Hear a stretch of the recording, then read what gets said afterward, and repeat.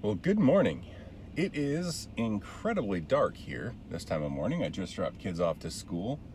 And I'll be honest, when it's really dark in the morning like this, it's tough for me to get out of bed. It also doesn't help that it's really super cold and rainy and kind of gross out this morning. But it did make me think of a video that I watched this past week that Aunt Pruitt, a friend of mine at Twit TV, made for his it's something on wellness. Week on wellness? Something on wellness.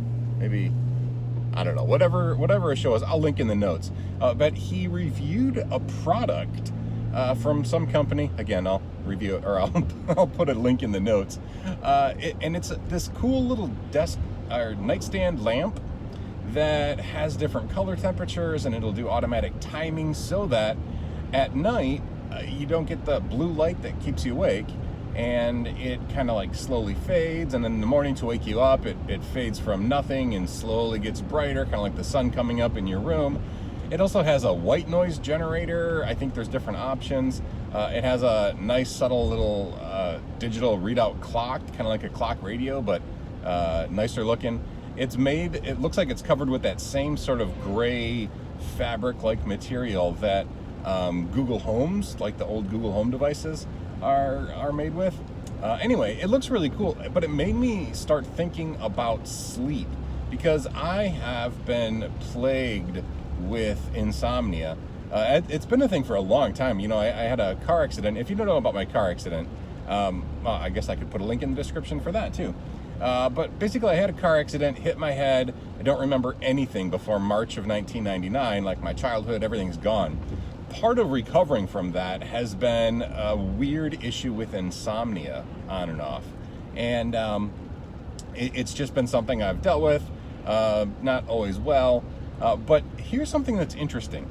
So my wife has always been a person who slept with the television on. And everybody says, oh, that's really unhealthy. You shouldn't sleep with the TV on.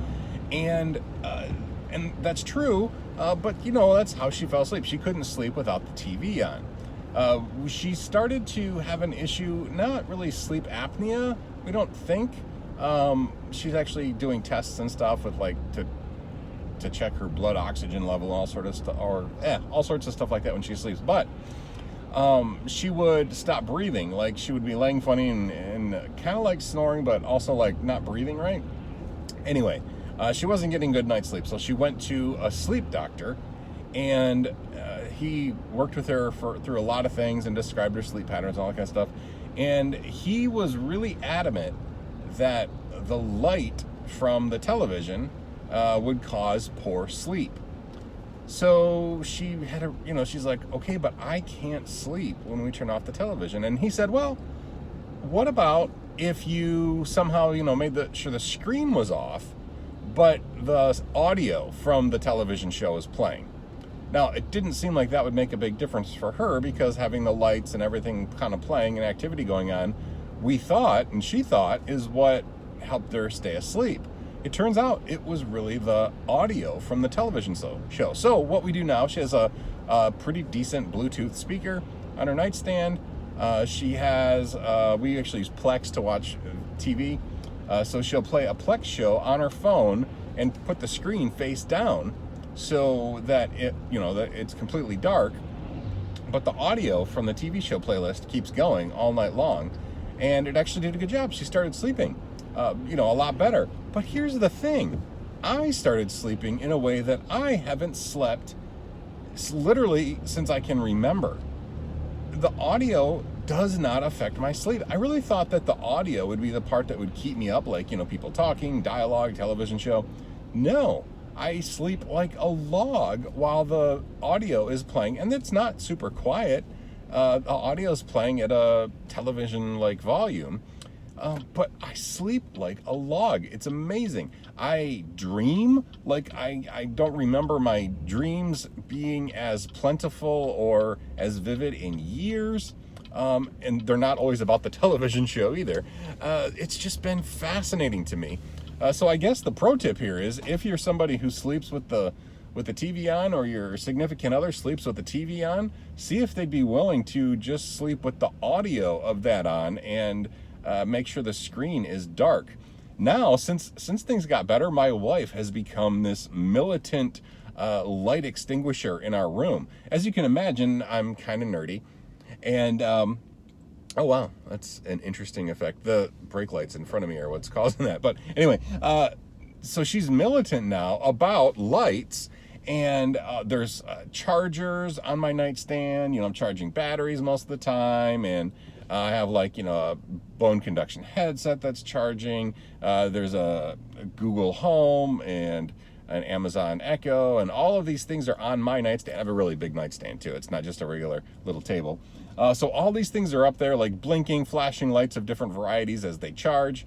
In the wintertime, I have a humidifier, which is another whole health issue of mine. Has to do with my tongue, believe it or not. But anyway, so I have a humidifier in the wintertime when it starts to get dry.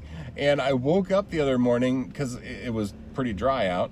And so I had the humidifier on, and there was this big old piece of tape over the power light that she had woken up in the middle of the night and taped over the light that showed that it was on, which I found kind of amusing. But anyway, lights. It's been the biggest life changer for our sleep pattern, and the audio had very, very little effect on us at all when it comes to getting a good night's sleep, which is exactly what the doctor said would be the case. He said, no, the audio isn't really as big of an issue. It's really the visual stimulation. And he didn't specifically mention the blue light versus, like the cool colors apparently make your brain more active. He was all about any light going on while you're trying to sleep. I don't know if it was the motion or just the light or what, but he was right. He should be a doctor because that was very significantly different.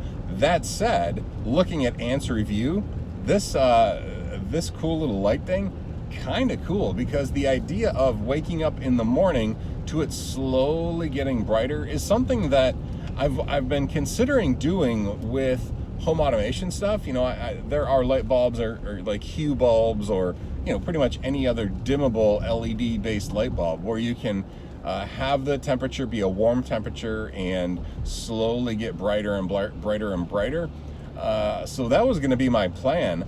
I still might do that, but the idea of an all-in-one machine that both wakes me up and works on letting me go to sleep better at night, I might look into that. It looked like a pretty cool thing. It was a little spendy. It was like $130, which is about $128 more than I can spend right now. But nonetheless, it looked pretty cool. And it got me thinking. So, right now we're still doing television shows, the audio at night. I wonder if at some point my wife will be able to sleep with just some sort of a white noise. Now, we also have a fan playing, a fan blowing all night long every night for the same reason. She needs to have a fan to sleep. The audio, the moving air, I don't know. But I wonder if someday we'll be able to switch to just like a white noise generator instead of the television. But I'll be honest, even if we don't, the doctor was right. That television sound does not seem to affect my sleep very much at all. And it's just awesome. So anyway, I'm curious, what are your sleep habits? I'm not trying to brain shrink you. I'm just really curious. Do you sleep with a fan on? I think that's pretty normal. I think a lot of people sleep with a fan. Do you sleep with the television on? No judgment. I mean, if you admit such a thing, I won't pass judgment on you.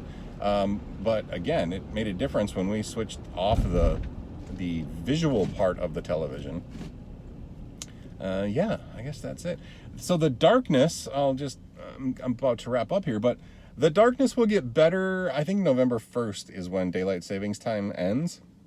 So then it'll be light again in the morning for a while, but we're in northern latitudes here. We're about the 45th parallel, actually north of the 45th parallel. And so in the wintertime, our days get fairly short. I mean, I remember the kids would be really bummed because it'd be dark when they go to school, and by the time they get home from school, it's dark again in the evening. So it can make for some interesting TruckCam podcasting. Maybe I'll bring a flashlight and I'll hold the flashlight under, and it'll be like Ghost Stories with Sean. I don't know, but anyway, sleep. Yeah, I'm awake now, but I sure didn't want to get out of bed this dark and dreary, cold and rainy morning. But thankfully, I got a good night's sleep, and hopefully I'll do the same tomorrow night, and tonight, and the night after tomorrow night. I don't know why I didn't do those in order. Anyway, I'll see you next time on the Brain of Sean TruckCam reverse podcast thing. Have a great day.